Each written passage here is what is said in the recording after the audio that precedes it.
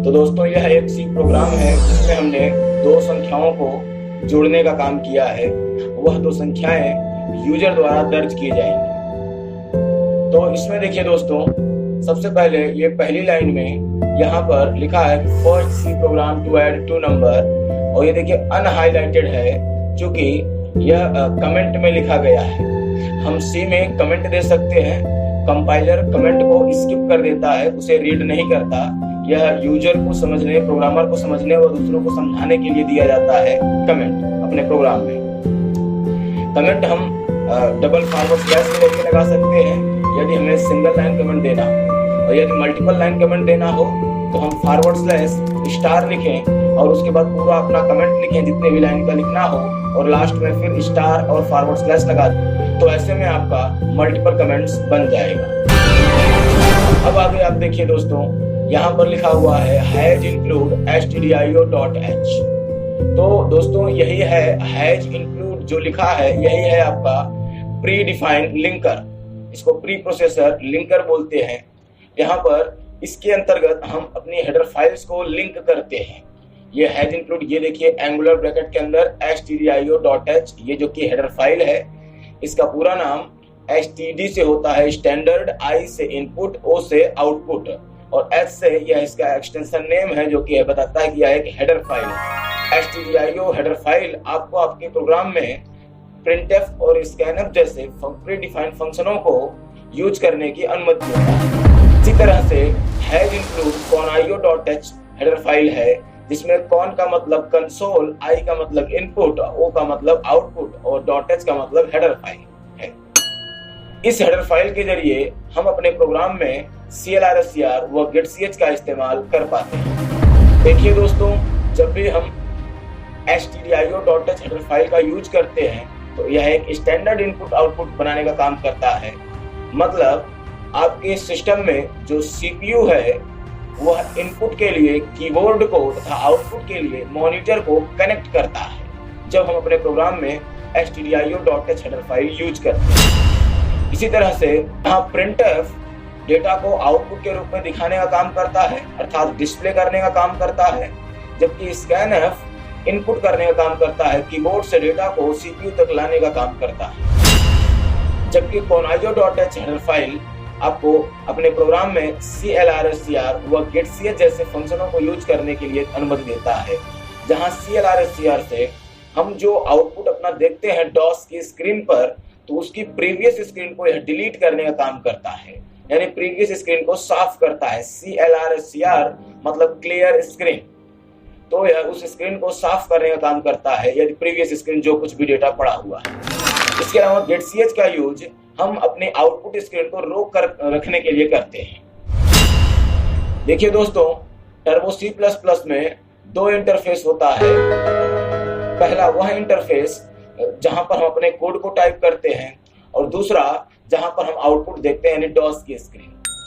तो ऐसे में जब हम अपने कोड को रन कराते हैं तो वह DOS की स्क्रीन ओपन होकर आती है जिस पर हमारा आउटपुट दिखाई देता है।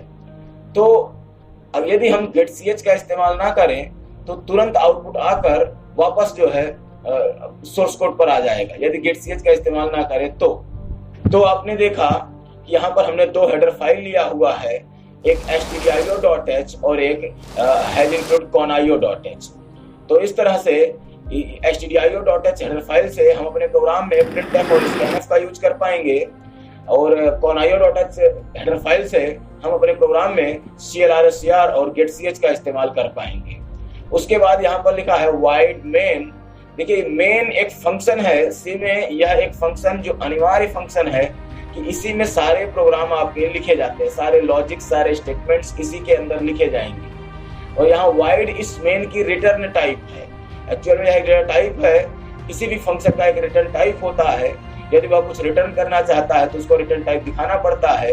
यदि कोई भी डेटा रिटर्न ना करना हो तो उसे void के रूप में दिखाना पड़ता है कि यहाँ पर ये void एक ऐसी डेटा टाइप होती है जहाँ पर किसी भी वैल्यू को रिप्रेजेंट नहीं किया जाता। तो हमारा कंट्रोल इस तरह से पहली लाइन को रीड करेगा जहाँ पर यह समझेगा कि यह एक कमेंट दिया गया है जो कि यूजर को समझने व समझाने के लिए है।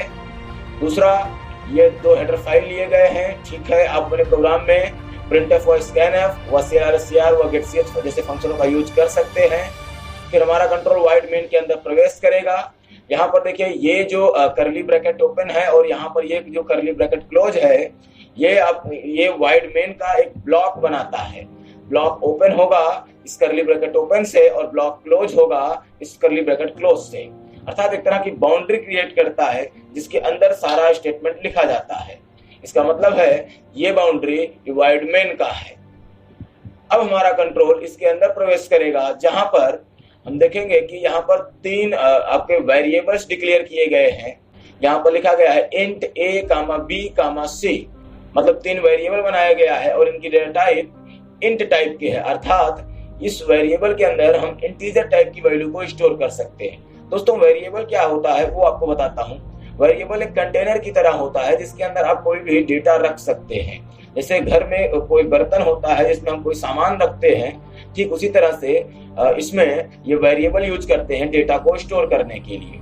बट जैसे घर में हम कोई बर्तन जब भी खरीदते हैं तो पहले यह डिसाइड करते हैं कि उसमें क्या सामान रखना है, उसके लिए हम बर्तन खरीदते हैं। जैसे दूध रखने के लिए स्टील का बर्तन व अचार रखने के लिए प्लास्टिक का बर्तन यूज करते हैं। इसी तरह से हमें अपने वेरिएबल के अंदर किस तरह का वैल्यू रखना है उस तरह से हमें डेटा टाइप बताना पड़ता है। तो अभी हमने यहाँ पर इंट a, b, c बता रखा है, अर्थात हमने 3 वेरिएबल जो लिया है इसमें हम सिर्फ इंटीजर टाइप की वैल्यू को रख सकेंगे जो पूरी तरह से इंटीजर में है, जैसे 0, 1, 2, 3, 4 इस तरह, या फिर नेगेटिव में -1, -2 इस तरह की संख्याओं को स्टोर कर सकते हैं। इसमें हम कैरेक्टर जैसी वैल्यू को नहीं रख सकते, इसमें हम दशमलव जैसी संख्याओं को नहीं रख सकते। तो इस तरह से आपने देखा कि हमने ये इस लाइन में वेरिएबल डिक्लेयर किया हुआ है। उसके बाद इसमें हमने clr लिखा हुआ है। इसका मतलब है कि हमारे आउटपुट की प्रीवियस स्क्रीन, यानी जो इसके पहले अगर कोई आउटपुट आया हुआ है उस स्क्रीन को साफ कर देगा। यह बिल्कुल ऐसे ही यूज किया जाता है जैसे टीचर क्लास में पहुंचने के बाद व्हाइट बोर्ड पर डस्टर से स्क्रीन को साफ करता है, ठीक उसी तरह से ये हमारे आउटपुट की स्क्रीन को साफ करेगा। उसके बाद हम अपना नया कंटेंट लिख सकते हैं। फिर आगे लिखा हुआ है printf हेलो टेक विकास। यह जो है आपका printf, मैंने कहा कि यह आउटपुट देने के लिए किया जाता है, तो ऐसा आपकी स्क्रीन पर आएगा, वही कंटेंट प्रिंट होगा जो डबल कोट के अंदर रहे। तो इस तरह से ये हेलो टेक विकास आपकी स्क्रीन पर प्रिंट होगा। साथ ही देखिए आगे लिखा हुआ है \n, जिसका मतलब है कि हमारा कर्सर जो अभी हेलो टेक विकास को प्रिंट किया हुआ है वो कर्सर अभी नई लाइन पर आ जाएगा। फिर नई लाइन पर आने के बाद फिर अगला लाइन लिखा हुआ है printf इंटर टू नंबर।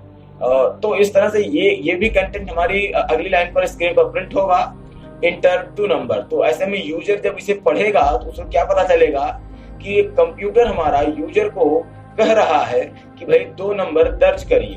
तो ऐसे में यूजर जो 2 नंबर दर्ज करेगा वो जो है स्कैनफ फंक्शन की सहायता से, यहाँ पर देखिए स्कैनफ के अंदर लिखा हुआ है %d।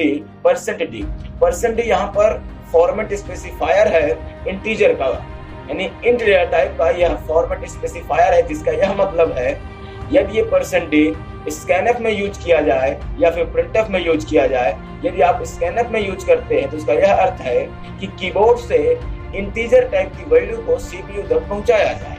अगर वही हम printf में यूज करते हैं तो इसका मतलब है कि सीपीयू से इंटीजर टाइप की वैल्यू को स्क्रीन पर प्रिंट किया जाए। तो यहाँ %d स्कैनफ में यूज किया गया, वो भी 2%d। इसका मतलब है कि 2 इंटीजर वैल्यू कीबोर्ड से चलकर सीपीयू तक पहुंचेगा।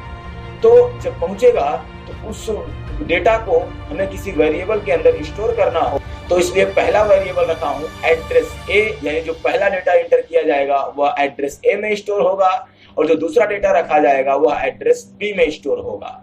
फिर उसके बाद अगली लाइन में लिखा है कि c = a + b। तो आपने देखा कि a और b 2 कंटेनर है जिसके अंदर यूजर ने जो 2 नंबर दर्ज किया है, पहला नंबर a के अंदर स्टोर हुआ है और दूसरा नंबर b के अंदर स्टोर हुआ है। तो अभी a की वैल्यू और b की वैल्यू जुड़कर यहाँ c के अंदर स्टोर होगा। एक्चुअल में ये a असाइन a + b है, ये असाइन का सिंबल है, इक्वल इसको नहीं बोलते, असाइन बोलते हैं। यह क्या करता है, यह एक ऑपरेटर है, असाइन ऑपरेटर। यह राइट साइड की वैल्यू को लेफ्ट साइड में स्टोर कराने का काम करता है। तो लेफ्ट साइड में हमेशा एक कंटेनर होना चाहिए, राइट साइड में कोई अन्य वेरिएबल या कोई डेटा भी हो सकता है। तो यह उसे उठाकर, अगर वेरिएबल है तो वेरिएबल के अंदर की वैल्यू को निकाल कर लाता है, लेफ्ट साइड में स्टोर कराएगा जो भी कंटेनर होगा। तो इस तरह से ए और बी की वैल्यू जुड़कर सी के अंदर स्टोर हो गई। तो आगे लिखा हुआ है कि printf डबल कोट के अंदर \n यानी एक लाइन और छोड़कर अब लिखा है कि सम इज इक्वल, तो यह स्क्रीन पर प्रिंट होगा। ध्यान रखें \n ये सब प्रिंट नहीं होता है स्क्रीन पर, यह एस्केप सीक्वेंस है या कमांड होता है जो कर्सर को एक लाइन से दूसरी लाइन पर लाने का काम करता है। तो अभी यहाँ पर लिखेगा क्या, सम इज इक्वल, ये अवश्य लिखेगा। उसके बाद अब जो है लिखा है %d, तो अब देखिए इसके पहले %d scanf के अंदर था, तो जिसका यह मतलब था कीबोर्ड से इंटीजर टाइप की वैल्यू सीपीयू तक पहुंची।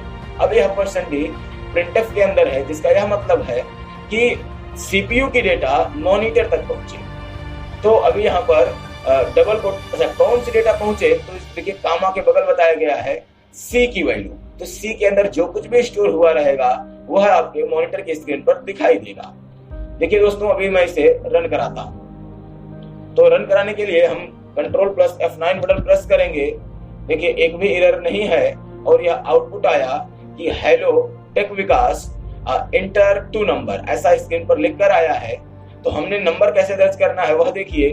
जैसे मान लीजिए हमने दर्ज किया 5, ये पहली संख्या हो गई, फिर आप स्पेस बटन प्रेस करें तो यह नंबर को सेपरेट कर लेगा यानी अलग मान लेगा।